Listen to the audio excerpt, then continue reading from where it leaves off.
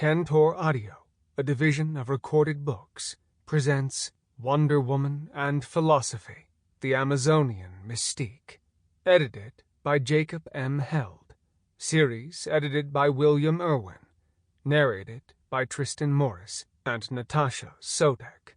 Limit of liability disclaimer of warranty. While the publisher and editor have used their best efforts in preparing this book, they make no representations or warranties with respect to the accuracy or completeness of the contents of this book, and specifically disclaim any implied warranties of merchantability or fitness for a particular purpose.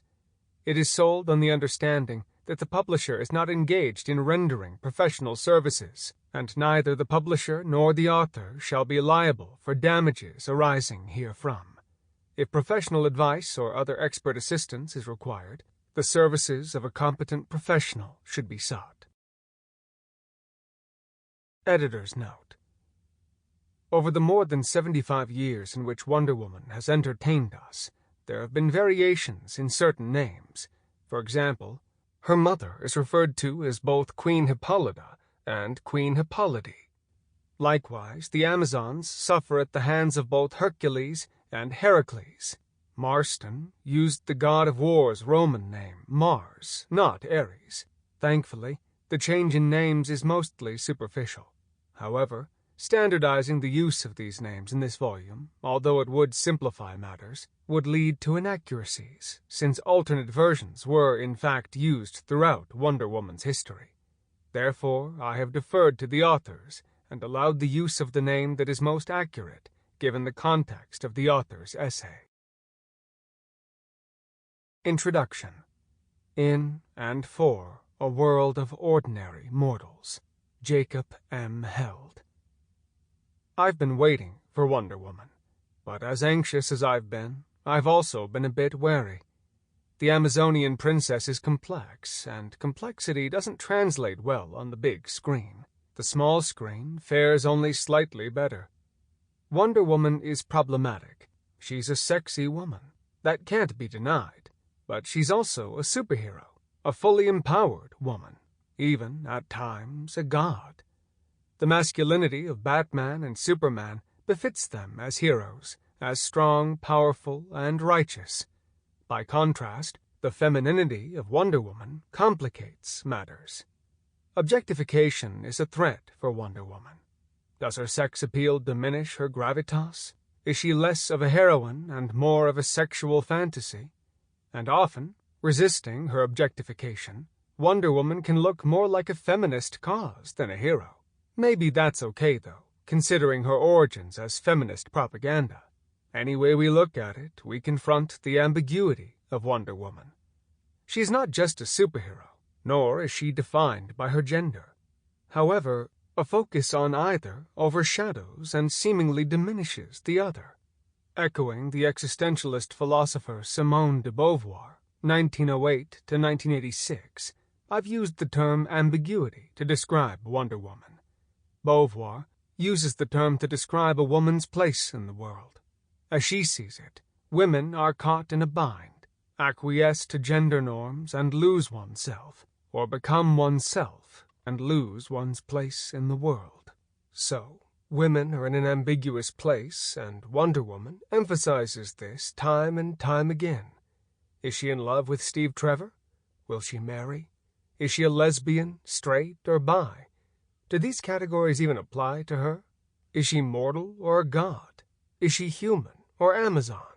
Is she American or cosmopolitan?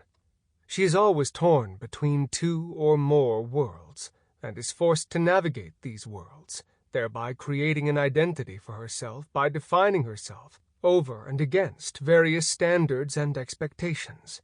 She can only become Wonder Woman in opposition, creating a place for herself by continually rejecting previous spaces.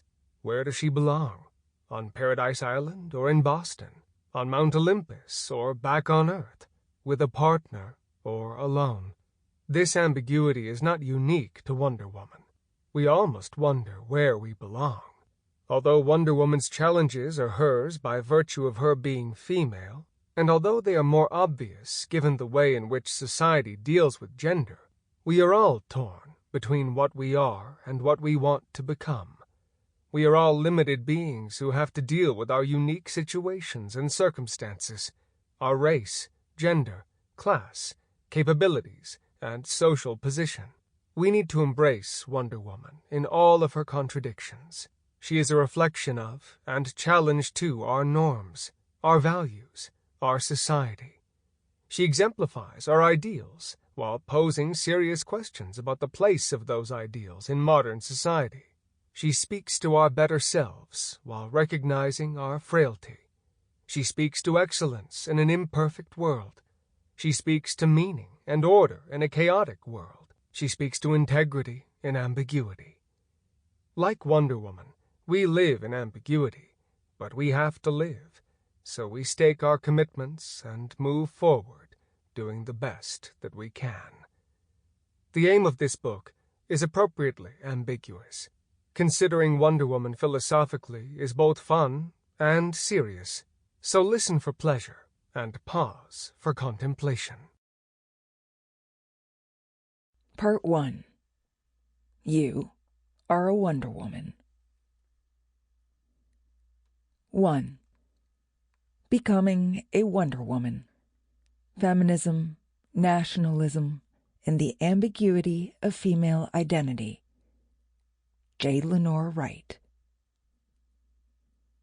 More than 70 years have passed since the debut of Wonder Woman in All-Star Comics. To the wonder of many, Wonder Woman remains one of the most popular comic book superheroes of all time. As Jill Lepore aptly observes in The Secret History of Wonder Woman, aside from Superman and Batman, no other comic book character has lasted as long. What, precisely, gives Wonder Woman her wondrous staying power in the American popular consciousness? Her overt femininity, need I mention the bustier, boots, and bracelets? Coupled with her Amazonian strength and speed, she was both stronger than Hercules and swifter than Mercury, crosses gender and generational divides. The raven-haired beauty emboldened a generation of men, reared on pin-ups and promises to fight fascism in World War II. The lasso-wielding freedom fighter empowered women to leave the domestic sphere for the public sphere and take control of their lives and livelihood. The lone female founder of the Justice League of America, formerly known as the Justice Society of America, inspired countercultural Americans to voice stories of struggle and alienation. Today, the tiara-wearing heroine's combined fierceness and frivolity appeals to readers' fluid understanding of gender norms and identities. Ironically, it is Wonder Woman's ambiguity that makes her appeal so enduring. Wonder Woman is a walking, and sometimes flying, paradox of attributions and images. She is, at once, a female sex symbol and feminist icon, physically enchanting, psychically vulnerable, morally virtuous, financially independent, self-determining, and, in tune with her womanly ways, self-sacrificing. She was meant to be the strongest, smartest, bravest woman the world has ever seen, writes Lepore. In short, Wonder Woman represents a robust, modern conception of American womanhood. This chapter explores the complexities of Wonder Woman's identity as she navigates male and female spheres of existence to embody a modern American ideal. The French philosopher Simone de Beauvoir, 1908 to 1986, maintains, in The Ethics of Ambiguity, 1947, and The Second Sex, 1949, that sexual differences shape human existence insofar as society offers men and women different possibilities for expressing who they are and what they desire. Whereas man actively creates his destiny, woman passively accepts her uncertain existence. The critical feminist task is for women to transcend barriers to freedom so they can begin to forge their identities and enjoy self-fulfillment. Wonder Woman exemplifies this woman of tomorrow. Wiser and stronger than men, she gives up her right to eternal life and commitment to remain aloof from men to join her love interest, Captain Steve Trevor, an Army intelligence officer, in America and defend democracy and equal rights for women. Wonder Woman challenges established social roles and the assumed facticity of life by creating her identity in the world, an identity born out of sacrifice and pain. In becoming who she is, in making a new life in a new country under a new name, Wonder Woman gives new meaning to Beauvoir's claim that one is not born, but rather becomes a woman. What is a woman? On the cusp of her 40th birthday, Simone de Beauvoir became preoccupied with the question, what has it meant to me to be a woman? Previously, she had insisted that women's lives were no different from men's lives.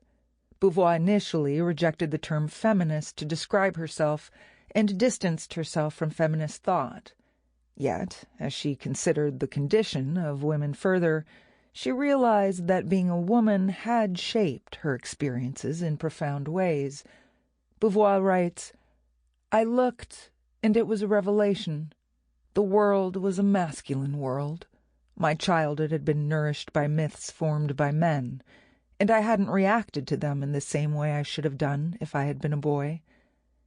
Beauvoir adopts the question, what is a woman, as the guiding question of her pivotal feminist text, The Second Sex, 1949, in which she observes that despite significant social and cultural differences worldwide, women share the experience of being dependent persons. Men, by contrast, are independent. They are the creators and prime examples of absolute rules and values in a fixed patriarchal system. Man, then, defines humanity. Thus, humanity is male, and man defines woman not in herself, but relative to him. She is not regarded as an autonomous being, and she is simply what man decrees. Thus she is called the sex, by which is meant that she appears essentially to the male as a sexual being. She is the incidental, the inessential, as opposed to the essential. She is the subject. He is the absolute. She is the other. In defining humanity, man pursues a freely chosen future. He invents tools and creates values that allow him to transcend the repetition of life. Woman, bound by her body, bound by what Beauvoir characterizes as her immanence in reproduction, is imprisoned in the repetition of life. She is unable to subdue her body or control her future. Historically speaking, pregnancy and childbirth reduce women's capacity for work and make them dependent upon men for protection and food. This was particularly true before the advent of reliable birth control. Of course, Amazons don't have this worry. Woman is thus immanent rather than transcendent, dependent rather than independent, and therefore denied her very humanity. Beauvoir embraces the philosophical leanings of her romantic partner and intellectual companion, Jean-Paul Sartre, 1905 to 1980, who advances the existentialist idea that individuals are responsible for determining who they are and what meaning their lives bear. Similarly, Beauvoir maintains that women, like men, must look reality squarely in the face and assume a responsibility for changing it by engaging in a struggle for freedom. Marston anticipates and aids Beauvoir's call in the figure of Wonder Woman. Wonder Woman's feminist spirit originates in her ancestry. We learn in the introductory issue, All Stars Comics, number 8, December 1941 to January 1942, that Wonder Woman is the daughter of Hippolyte, Queen of Amazonia, an ancient Greek nation ruled for centuries by women. Threatened by the Amazons' autonomy and power, Hercules attempts to defeat the Amazons through combat. He loses, but through deceit and trickery, he manages to secure the magic girdle created by Aphrodite to ensure Hippolyte's success. The Amazons are enslaved until their degradation becomes unbearable. Aphrodite takes pity on Amazonia and returns the magic girdle to Hippolyte, who overcomes the male captors, flees Amazonia with her female subjects, and establishes a new world on an uncharted island they name Paradise Island. Like the historic path of liberation for modern women, the Amazons' liberation is not without conditions. Aphrodite also decreed that we must always wear these bracelets fashioned by our captors, as a reminder that we must always keep aloof from men. Wonder Woman, who later acquires the name Diana after her godmother, the goddess of the moon, threatens this newly established order when Wonder Woman falls in love with an American captain who crash lands his airplane on Paradise Island. Her mother warns, "So long as we do not permit ourselves to be again beguiled by men, we are indeed a race of Wonder Women." That was the promise of Aphrodite, and we must keep our promise to her if we are to remain here safe and in peace. That is why this American must go, and as soon as possible. Despite Wonder Woman's respect for her mother's authority and commitment to women's independence, romantic love prevails. Wonder Woman gives up eternal life. That's right, eternal life, and her beloved home on Paradise Island for Captain Trevor. Like modern women everywhere, Wonder Woman sacrifices her self-interest for the sake of womanhood, devotion and service to men above fidelity to oneself. Patriarchy assigns women this familiar secondary role. Yet, like the modern women Marston envisions and seeks to inspire, Wonder Woman does not relinquish her independent identity entirely. She transfers her nationalist commitments to her new homeland of America, the land she learns to love and protect. She both embraces and subverts traditional female roles, thereby challenging prevailing notions of womanhood. Lepore observes that Wonder Woman's shifting identity and iconographic representation from the 1940s to the present mirrors ongoing and often inconsistent constructions of womanhood. Wonder Woman isn't only an Amazonian princess with badass boots. She's the missing link in a chain of events that begins with the woman suffrage campaign of the 1910s and ends with the troubled pace of feminism fully a century later. Feminism made Wonder Woman, and then Wonder Woman remade feminism, which hasn't been altogether good for feminism. Superheroes, who were supposed to be better than everyone else, are excellent at clobbering people. They're lousy at fighting for equality. In 1910, the terms Amazon and New Woman were applied to women who rebelled against social norms, left home, and attended college. Feminism, a term rarely used before 1910, was common by 1913. Feminism meant advocacy of women's rights and freedoms, and a vision of equality marked different from that embraced by the woman movement of the 19th century, which had been founded less on a principle of equality than a set of ideas about women's moral superiority.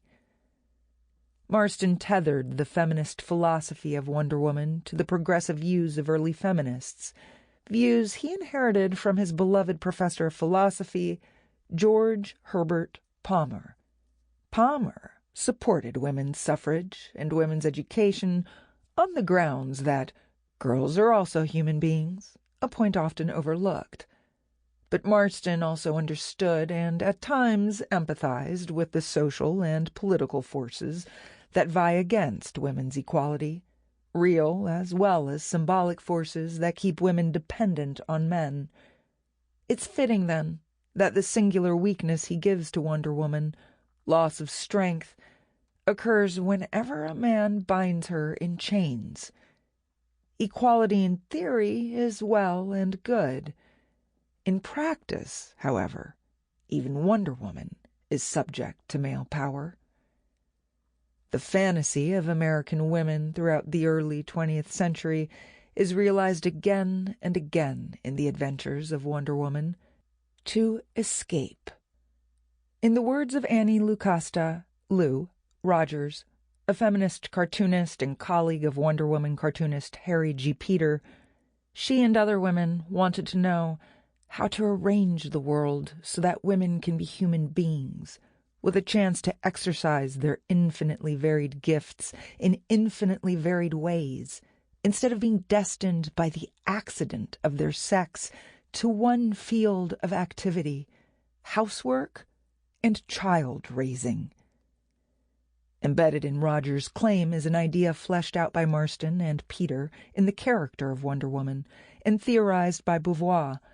The ambiguity of existence should enrich women's lives and expand their capacity for self-definition, not confine them to a less significant and/or diverse existence. Self-identity, then, is a philosophical and political endeavor. Unless women resist the prescribed identity and artificial essence assigned to them, women are the weaker sex, women are objects, women are inherently feminine, and therefore submissive, and claim the freedom to define for themselves who and what they are, women will never be fully human. In Linda Stein's words, the Wonder Woman stories express Marston's belief that individuals free of gender stereotypes are also free to develop to their full potential. Wonder Woman realizes the critical link between personal emancipation and collective liberation. "I'll rely on myself, and not a man," she tells Prudence, a rescuee. The defender of democracy develops her abilities, pursues economic opportunities, and addresses world problems. Moreover, she illustrates the existential and political value of freedom from male oppression. "What a sweet sound! My man-made bonds have snapped. My woman's power returns again." Wonder Woman number 4, April through May, 1943. Wonder Woman's self-empowerment is a productive model of female transcendence. The ambiguously feminist superhero. For Wonder Woman and her early readers, the personal is political, as the feminist slogan goes. Mitra C. Ahmad argues that Peter's iconographic blending of politics and personhood, star-spangled tights on a sensuous female form, invite women of the war generation to see themselves in Wonder Woman's narrative of American exceptionalism and achievement. Until his death in 1947, Marston, in collaboration with artist Harry G. Peter, produced a comic in which the hero, while often saving Captain Trevor, primarily saved helpless women from imminent death and destruction, attempting also to empower women to look after themselves and discover their own physical and economic strengths. Girls are taught that if they feel they can do things, so they can do them, and women are exhorted to get strong and earn your own living. The overlaying of politics in Wonder Woman's ageless yet ever-changing body, however, creates a philosophical quandary. The nation is a man's domain, and nationalism is a man's game. The body is a woman's domain, and embodiment a woman's game. Hence, appending national identity to woman's identity creates oppositional encounters between masculine, public ideals, and feminine, private ideals. It also creates a tension between purported sources of power, political authority, or political influence. The super-powerful warrior, free from traditional gender norms, fights monsters and men, flaunting the unlimited power of the state. The super-feminine woman, bound by traditional gender norms, enacts an attractive, heteronormative identity, surreptitiously creating her own furtive field of influence among uber-powerful men. How is one to understand the conflicting ideals Wonder Woman embraces? She is a modern superwoman who must make hard choices about which spheres of society to enter, and thus which elements of identity to surrender or proclaim. In short, she must relinquish some freedom to become a woman, i.e., to be subdued, sexualized, and made safe for a man's world. Women are in an ambiguous position. A woman can pursue her freedom by rejecting societal norms and expectations, and consequently be outcast, thus subverting her attempt at freedom. Or she can adopt these norms and standards and thereby subvert her subjectivity. A woman must navigate between two worlds, treading a fine line between transcendence and immanence, subject and object, freedom and servitude. The feminist philosophy of Wonder Woman is ambiguous indeed. Marston and his collaborators exploit Wonder Woman's ambiguity by invoking distinct male and female spheres of activity. They then judiciously elevate one sphere and one correlative identity above the other. Which sphere gets privileged varies according to the cultural context in which the comic is produced.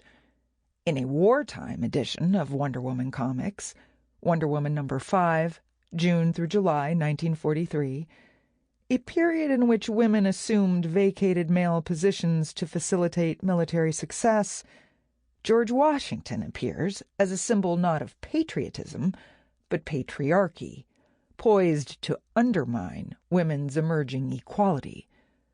"Women will lose the war for America," he declares. "Women will betray their country through weakness, if not treachery." Marston places gender above nationalism in rendering George Washington in such unpatriotic tones, Ahmad explains.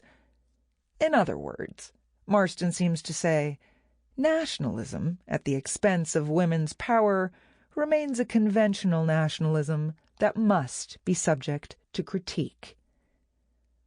The push for social change throughout the Marston era of Wonder Woman comics is a boon to first and second wave feminists. Marston develops themes and images empowering to women and affirming of their intellectual and economic interests, normal human females successfully acting as presidents, professors, and police officers. This progressive trend falters, however, under the economic and social pressures of World War II and the post-war era. Men re-enter the workforce, reassert their authority, and reclaim their privileged economic positions. Women return to the domestic sphere and resume household and child-care duties they do not necessarily enjoy or find fulfilling, as Betty Friedman documents in The Feminine Mystique, 1963. Wonder Woman writers and artists follow suit. Steve Trevor reminds Wonder Woman that she is only a woman, after all, in the fall 1944 issue of Comic Cavalcade, number 8. He then persuades her to marry him. She needs a man to protect her, he avers. She responds in kind. "Steve, dear, now that we're going to be married, won't you please let me be your secretary?" Her first assignment is to type the following memo. "Every woman's place is in the home, and girls should not try to do the work of men. They should be kept busy keeping house for their husbands." Between the 1960s and 2000s, Wonder Woman's power is steadily realigned with femininity and sexuality, expressions of women's inescapable embodiment. Wonder Woman's battle with a creature... Sample complete. Ready to continue?